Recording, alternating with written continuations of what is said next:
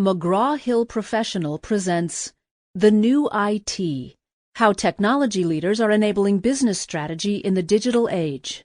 Written by Jill Dyché. Foreword by Jeffrey A. Moore, best-selling author of Crossing the Chasm.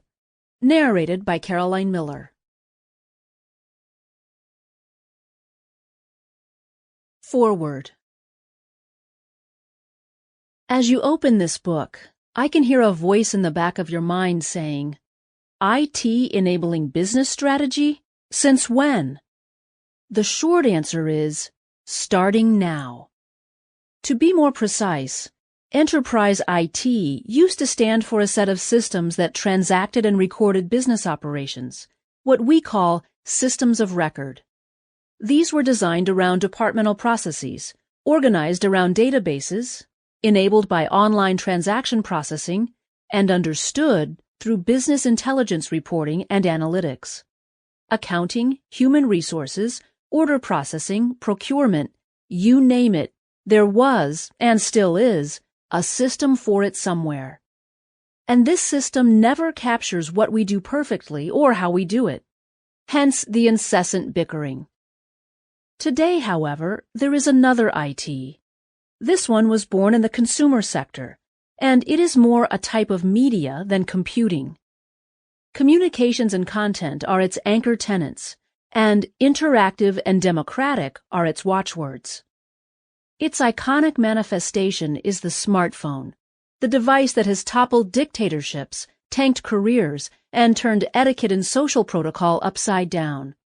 This device is omnipresent, and as such, it is restructuring not only commercial relationships, but social, political, and cultural ones as well. Welcome to the world of systems of engagement. Your enterprise still needs the old IT to function effectively and efficiently, but it simply cannot survive if it does not also adapt to the new IT. Sector after sector of our economy is capitulating to this realization. Media, financial services, education, travel and hospitality, retail, all are being upended by the new digital infrastructure, and real estate, healthcare, and government all know they are in the on-deck circle. So, what does it take to get yourself into the game? At the front end, it takes customer-facing systems that leverage the ubiquitous computing power we each carry in our pocket or purse. People still like to talk to people, but on their terms, not ours. So whenever self-service can be an option, it should be an option. That said, it's at the back end that things are really getting interesting. Digital systems log everything we do, and I mean everything. Of course, they always have, but in an era of scarce computing resources, that didn't matter much because no one had the horsepower to scour those logs for patterns and insights. Now we do. These logs record the traces of every behavior on every device at every second. It is as if you were a store manager and could watch people's eyes to see what they are looking at, follow their footsteps to see where they are going, note where they are stopping and how long they are lingering. In short, it's as if you could see into all the behaviors that lead up to their going to the checkout line, where a traditional system can capture what they are actually buying. But this is not just about stores. We could be watching a student learn, or a heartbeat vary, a taxicab en route, or a story's viral spread. The point is, we can see it. Or not. If your enterprise does not have this capability, if it cannot read the digital footprints in the sand, it needs to hire a guide, and quickly. The Wild West is a wonderful place to explore new territory in the hunt for riches, but it can be hard on a tenderfoot. The good news is that this market is developing so rapidly it is attracting attention from startups and established players alike. So wherever you are, there is likely to be talent nearby. And that brings us to this book. Jill Dyché has been spending time with people on the frontier of the big data revolution and all the social, mobile, analytics, and cloud dynamics that go along with it, and she has a tale to tell. At the end of the day, it is a tale about forming a new social contract between IT and the lines of business. one that is more agile, more intimate, and more impactful than any before. It makes for great reading. I can only hope it will also be something you and your colleagues embrace to shape your own future. Jeffrey A. Moore, author, Crossing the Chasm and Escape Velocity. Introduction. Why this book is different. In 2001, I became a faculty member of the Data Warehousing Institute and began teaching a full-day workshop called BI from Both Sides, Aligning Business and IT. At an event where database administrators and IT architects comprised the majority of attendees, the workshop drew an immediate following. The IT audience wanted to understand how to work more effectively with business people, whom they considered hard to reach, disengaged, barriers to progress. The list went on.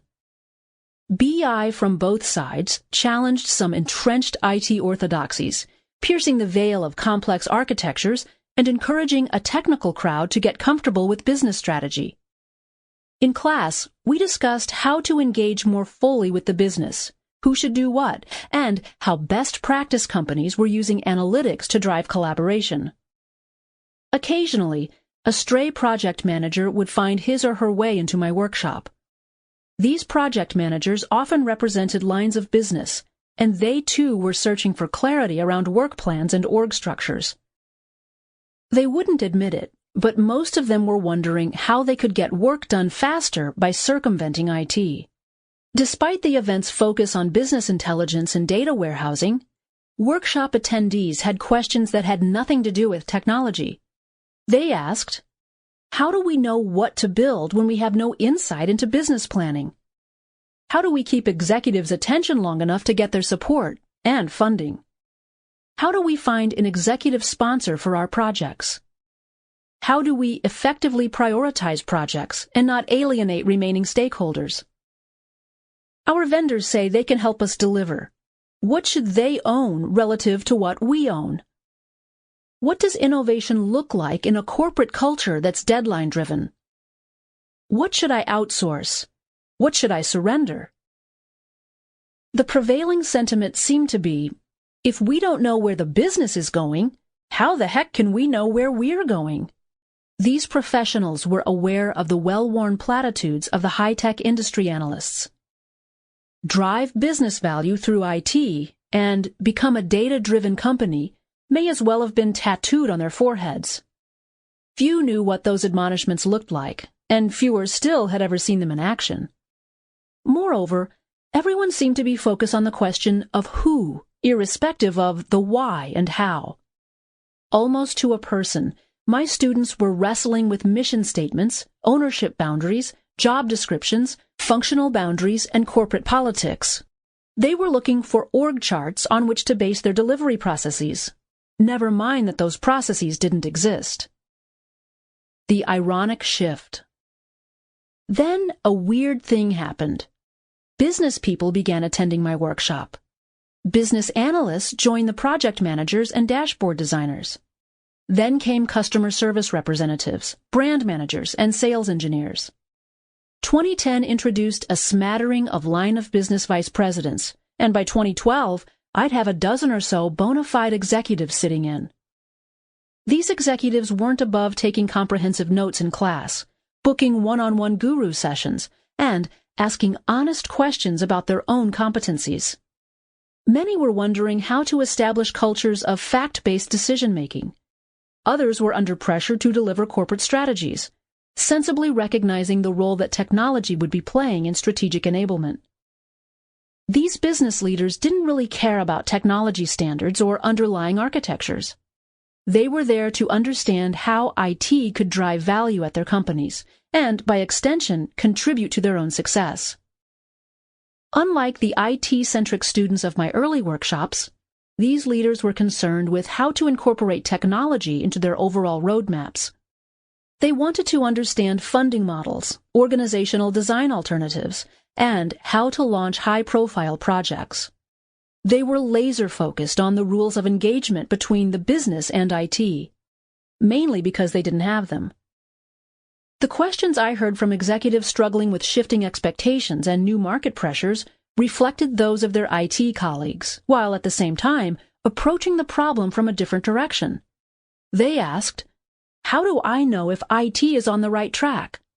How do I enlist the CIO's help in fulfilling corporate objectives? Wouldn't it be easier for each business unit to own its own technologies? What do I do when IT says it's too busy? IT is telling me I have to provide funding. How much of their development should come out of my budget?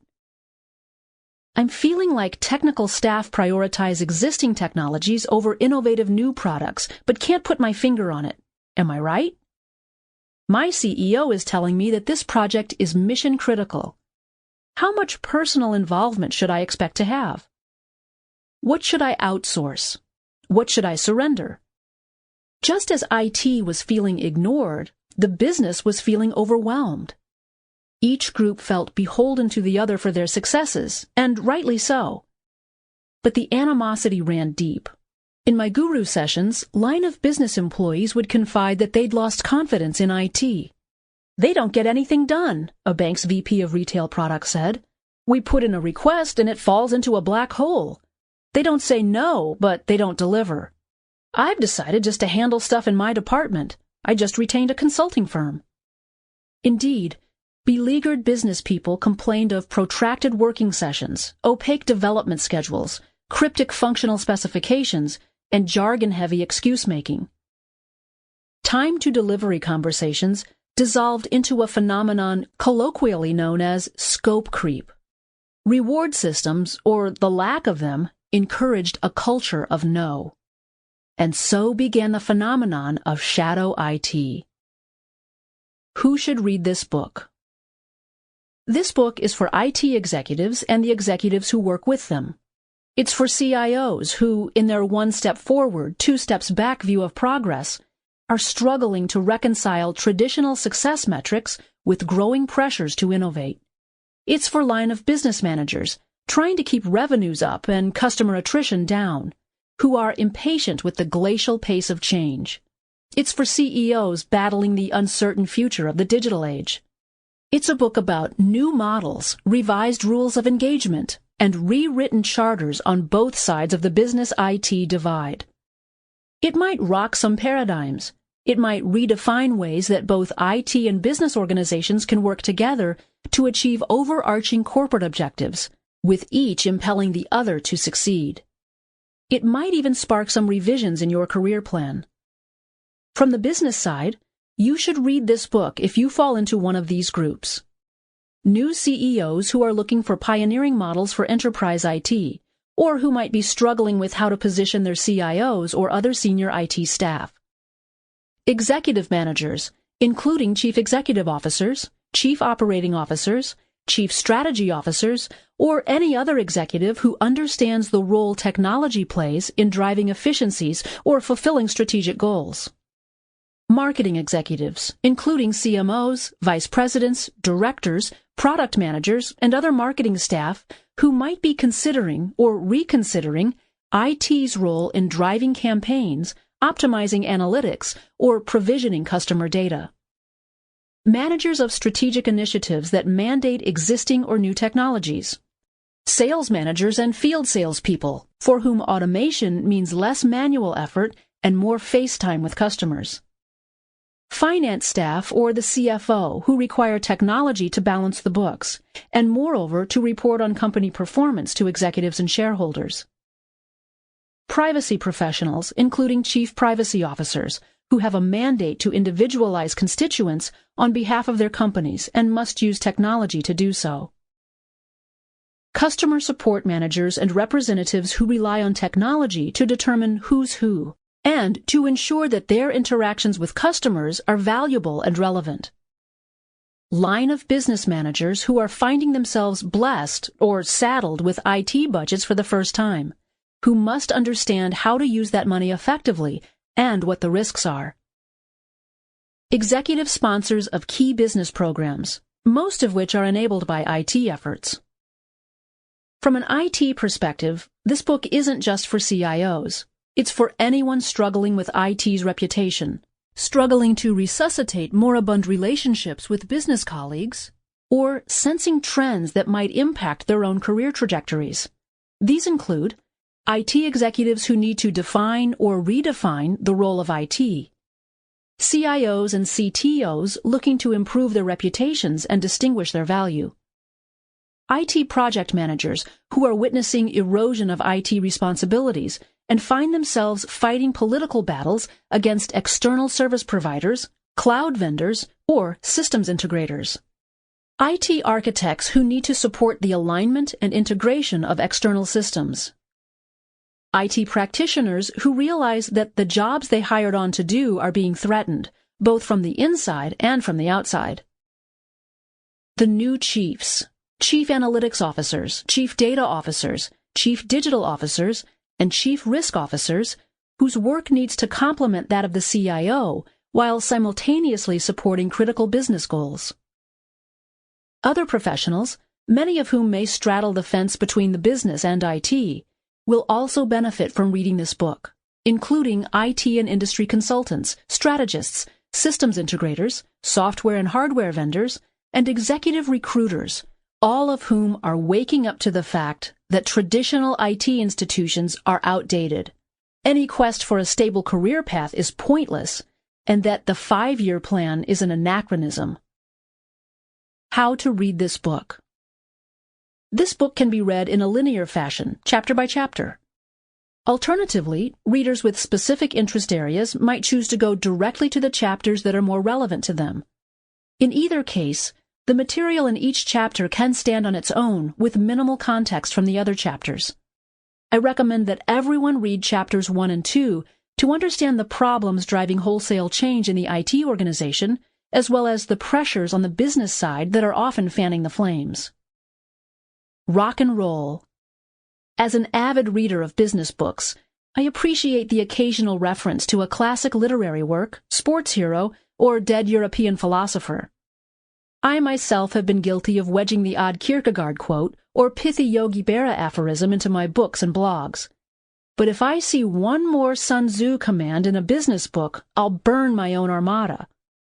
Since many executives in both the business and IT ranks are my contemporaries, I've opted to open each chapter in this book with a classic rock lyric.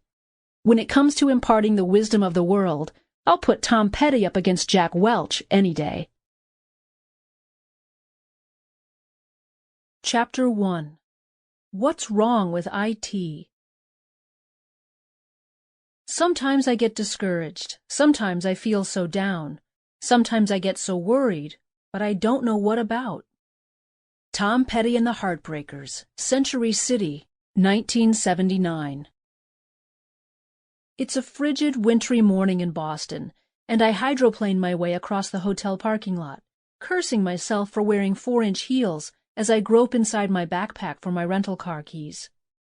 Despite the ordeal, I'm finding this an apt metaphor for the client I'm about to go visit, a CIO looking to navigate the slippery political terrain of his company, a multinational financial services firm. When I arrive at Mike's office, his assistant ushers me in, and I'm struck by the spaciousness of his new digs.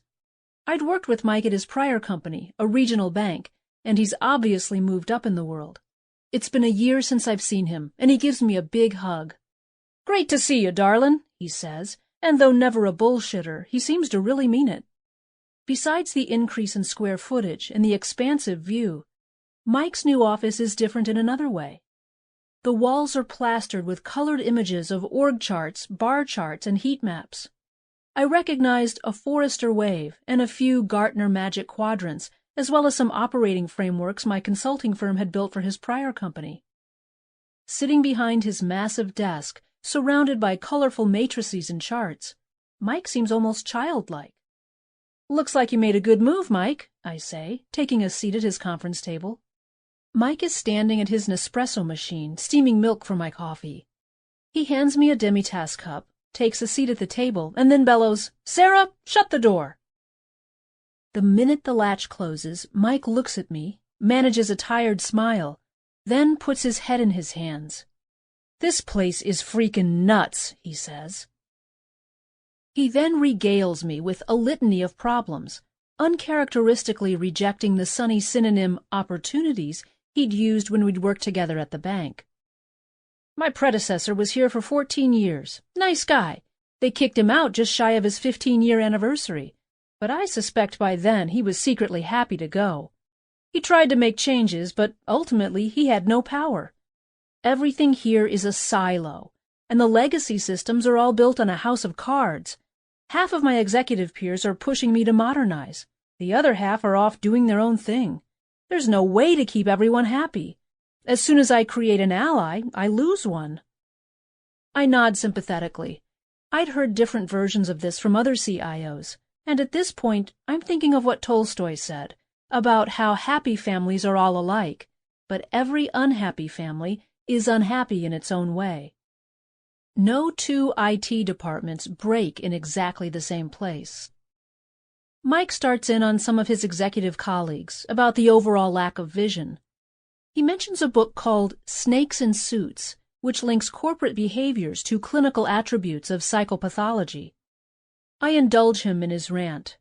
He cracks a joke that if someone doesn't change the financial services industry soon, he'll be putting his retirement fund into an offshore account. He then launches a tirade about IT industry analysts before I finally interrupt him. Mike, I say, let me just ask you something. What? He says, blinking. I get what's wrong. You and I have both seen it before. But what do you need? Jill, isn't it obvious? I need an operating model. Let me ask the question a different way. Who do you want to be? Mike puts down his espresso and looks at me as if I'd just fallen off a charm bracelet. The problem with IT. It's a discussion in meeting rooms, boardrooms, hotel conference rooms, and post-conference cocktail parties. Why isn't IT working? Ask anyone in a corporate or government job, and you'll get an earful. As I was writing this book, I'd occasionally throw the question out to friends, clients, and beleaguered airplane seatmates. The responses came fast and furious. They don't speak our language. They're too focused on resume building and tinkering, not on driving business value. We don't understand what they're saying when they talk to us. They play favorites with vendors. The CIO hides in his office. They're always in the weeds. A few years ago, during a session with marketing staff at a large consumer products company, I asked the group of marketing professionals to dictate a take-no-prisoners letter to IT. The letter would allow for an honest list of grievances, but must also include suggestions. It could only be a single page long, so that the important points came through, and should include suggestions as well as complaints. We wouldn't send the letter. This would encourage complete honesty, but we would use it as the lightning rod for the group's frustrations. As the team talked, a litany of complaints emerged that subsequently took form in the following letter. Dear IT team, long time no see. And by that we mean, where the hell have you been? We know you're around. Seems you've been complaining to our execs about the lack of business engagement, that we never talk to you. And now you're mad that we've hired consultants to come in to help us build a roadmap. Well, guess what? We had no choice. While you're letting that big ERP vendor buy you lunch and having dashboard bake-offs and devising new coding standards, again, we have work to do. It may have slipped your mind, but guess what? The company has just downsized. Despite this rough patch, our responsibilities haven't changed. Remember the CEO's company-wide webcast in January? The one where he promised that in the coming year the company would cut costs while increasing customer acquisition and driving innovation? Well, that's our job, and we're trying to get it done. Frankly, we're not sure whether to feel resentment or resignation. After all, we know what you guys have been spending, and frankly, all that funding should support our needs, not yours. You've been loading data into a data warehouse for as long as we can remember, but no one's asked us if we needed any of that data. And if we hear the question, what keeps you up at night, one more time from one of your business analysts, we're going to throw the poor bugger down the elevator shaft. Odds are he'll bounce off one of those big servers in your data center. We read someplace that IT is supposed to act as a supplier to the business. We deal with suppliers all the time, But none of them expects us to understand their internal processes. They just help us solve our problems. You guys keep insisting that we work within your framework, whatever it is. Here's what we'd like.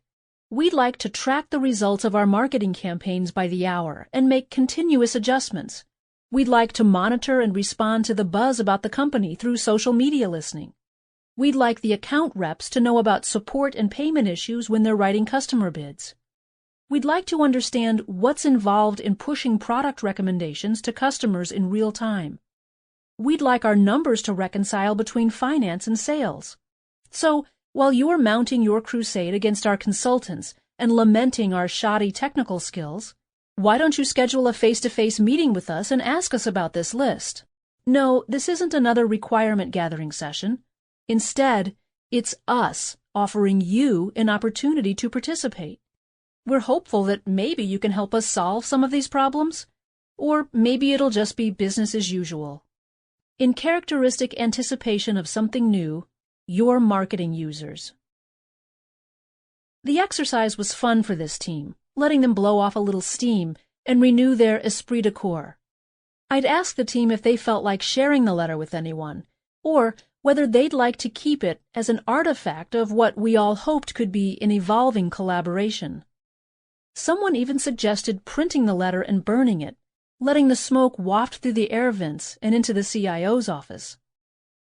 Then the CMO suggested that perhaps IT deserved equal time. I offered my services as an honest broker to the IT organization. With the CMO's blessing, I convened a handful of IT managers and directors, showing them marketing's letter, and then leading the IT team through a similar letter-writing exercise. Here's what they came up with. Dear marketing team, thank you for your letter and for taking the time to write it. We're surprised you knew where to send it since we never see you over here. In fact, we're working hard and we're grateful for any type of feedback. Speaking of which, we invited you all to a lunch and learn session last Thursday where we presented a prototype of the customer event management solution you've all been asking for. We're one step closer to predicting the churn of high-value customers, but we need your input. Most of you accepted the meeting invitation, but only 4 of you showed up. What happened? Okay, we don't want to seem defensive, but if you don't feel listened to, well, neither do we. We understand that you're not wild about those architecture and infrastructure conversations, and we try to shield you from that stuff whenever we can. But sometimes we need your approval for investments in foundational technologies. If IT indeed supports the business, both sides need to know what's being supported. But since you asked, we'll tell you where we've been. We've been trying to explain to you that we can't develop the custom software you've requested for a packaged price. It seems you all want Google Simple software on your desktops. Not to burst your bubble or anything, but here it is. There's really no such thing as technology in a box. Stuff needs to be integrated. So, to answer your question for the 99th time, no, we can't just plug and play. We've also been delivering the 24/7 support you've wanted. Or haven't you looked at the SLAs we created? This stings a little, since we're on call day and night. You don't know this because you're fast asleep while we're upgrading operational systems that feed your campaign management tool. Sure, you want pretty dashboards on your desktops, but the company is running huge mainframe systems. We can't even get you guys to come look at the stuff we're building for you. At lunchtime. With sandwiches. Our conundrum is this. The business funds IT, so we're beholden to you for money. Yet, when we want to make sure your money is used well, we can't get you to share where you're going, let alone evaluate the solutions you've asked us to build. Look, we're happy to rethink the way we work together, to collaborate better. We're even happy to fund a resource to shadow you while you do your jobs, so we don't have to keep on asking you what's next. But we need you to meet us halfway. Shoot, we need you to meet us, period. How about lunch? You know where to find us. We're literally always here. Your corporate IT colleagues. It's an ongoing battle, and more often than not, IT gets the blame. Indeed, IT bashing has become de rigueur, not only in boardrooms, but in the popular press. Sample complete. Ready to continue?